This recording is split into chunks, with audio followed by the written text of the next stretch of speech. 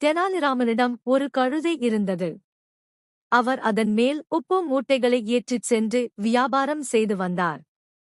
அந்த கழுதை மிகவும் சோம்பேறி. ஒருநாள் ஆற்றைக் கடக்கும்போது கழுதை நிலைதடுமாறி ஆற்றுக்குள் விழுந்தது. அப்போது மூட்டையிலிருந்த உப்பு நீரில் கரைந்து போனதால் எழுந்து நடக்கும்போது மூட்டை மிகவும் லேசாக இருந்தது. ஆஹா!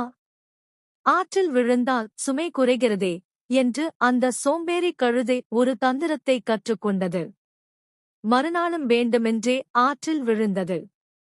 உப்பு கரைந்து சுமை குறைந்தது. இதை கவனித்த தெனாலிராமன் கழுதை தன்னை ஏமாற்றுவதை புரிந்து கொண்டார். அடுத்த நாள் தெனாலிராமன் உப்புக்கு பதிலாக பஞ்சு மூட்டைகளை கழுதையின் மேல் ஏற்றினார். தந்திரமான கழுதை இன்றும் ஆற்றில் விழுந்து சுமையை குறைப்போம் என்று நினைத்து ஆழமில்லாத பகுதியில் வேண்டுமென்றே ஆற்றில் விழுந்தது. ஆனால் நடந்தது வேறு.